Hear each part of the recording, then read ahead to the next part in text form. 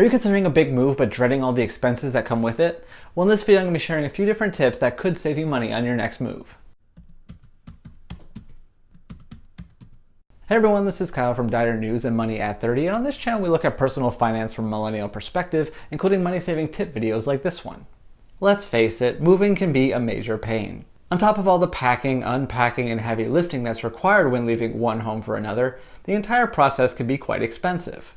From buying boxes and renting trucks to paying utility and security deposits, it's no wonder that many might elect to simply stay put instead of dealing with it all. However, if you're determined to move, be it across town or across the country, there are a few ways you can save money while still keeping your sanity. In fact, here are 4 ways you can help keep your costs down on your next move. The first tip I have is to downsize before you move and get rid of some of your unneeded stuff.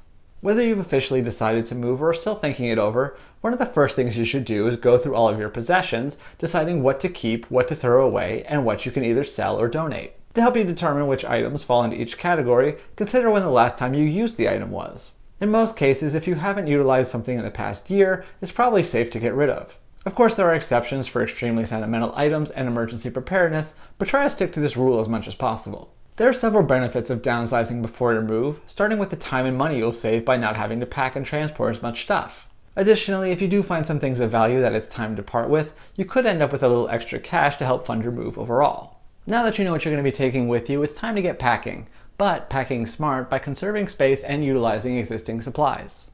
One clever way to save space and boxes is to first remove the drawers from dressers and other furniture when carrying them, but then filling and placing the drawers back once the items are safely on the truck. Another hack that will also save you time packing your closet is to simply cover your clothes with trash bags, leaving the hangers poking out of the top. This will keep your garments clean and save you precious box space while still making it easy to transport. As for supplies, you may be tempted to buy new boxes along with bubble wrap, packing peanuts, and other accessories. Instead, ask if you can take some unneeded boxes from your work or a friend's work, and be sure to get a variety of sizes.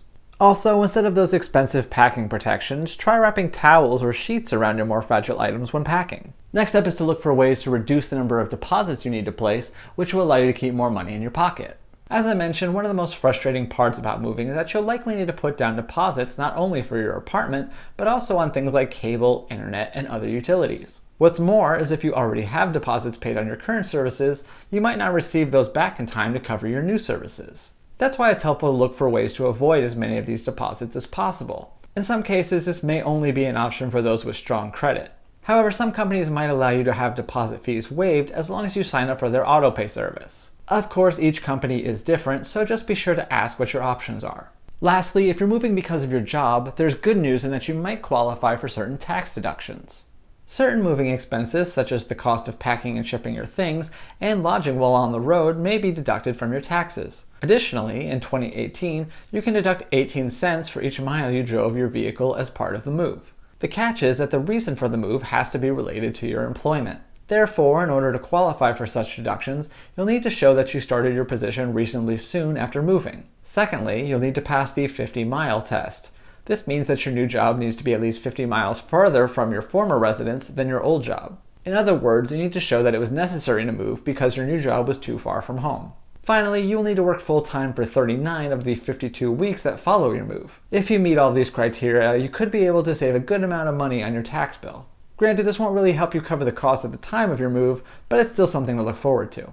I hope these few tips help you out in your next move, but for more money-saving ideas, including a free moving countdown checklist, you'll want to check out direnews.com, which I'll link to in the description box down below. Also, if you like this video, please hit the thumbs up button, leave a comment below, and be sure to subscribe because we have new videos every week. So thanks again for watching, and I will see you next time here on Money at 30.